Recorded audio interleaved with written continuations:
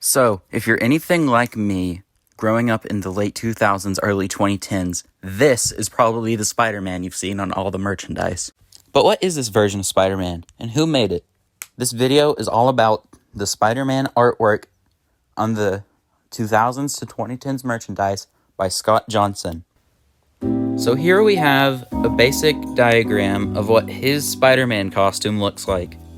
As we can see, it's a take on the classic suit, and it uses much brighter colors than usual,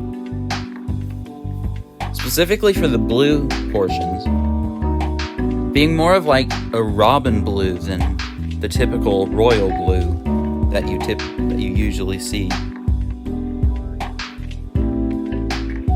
And he always liked Spider-Man with sort of a yellow tint in the background. And he has the smaller pointed eyes with more webbing on the costume. So that leads to him having a sort of similar charm to the Raimi Spider-Man from those movies.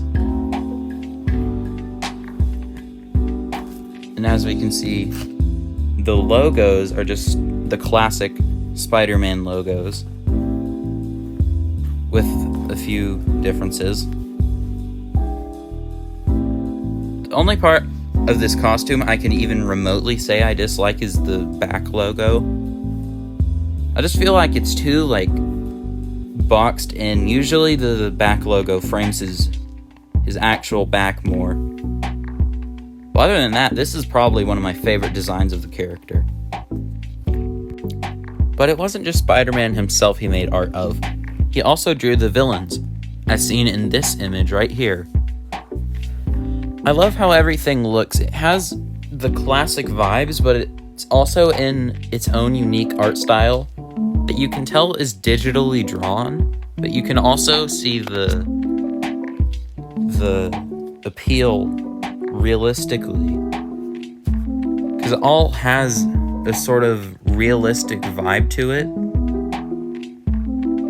but it's in a different way to other artists like Alex Ross do it. Alex Ross is sort of like dreamlike, I suppose. Like, it feels like an older fantasy movie, if that makes any sense. Well, this feels more like, I'm not sure how to describe it. It's probably one of the most unique art styles I've ever seen anyone have. Here you can see Sandman, Mysterio, Shocker, Rhino, Scorpion. Here we have another image of Spider-Man and his villains, a more vertical one. And the backgrounds are actually, or at least they appear to be CGI, but they never look out of place due to the very digital art style that these images use compared to, say,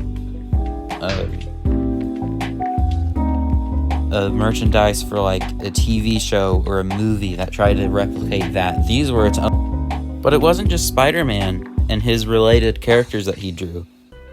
He has made artwork of basically the entire Marvel Universe. As we can see, we have Spider-Man, the Fantastic Four, the Avengers, the X-Men. And they all have the very classic vibe while still keeping the feel of the 2000s. Because we have like classic Magneto, and we have Astonishing Wolverine, and the Fantastic Four use the Ultimate designs. And then we have Astonishing Beast. It's a mix of all different eras of Marvel. And none of this is meant to say that Marvel's modern artwork for Spider-Man merchandise is bad. Because look at this. This is artwork by Patrick Brown, and it looks really, really cool. As far as I'm aware, this was made to tie in for the 2017 TV show. Do you want to voice act in the Teenage Mutant Ninja Turtles fan series? If so, go to my Discord, which is on the screen right now, and contact me with your audition. The biggest character roles we need right now are April and Bebop. So if you think you can do one of them, let me know. Thank you so much for watching, and I guess I'll see you in the next one.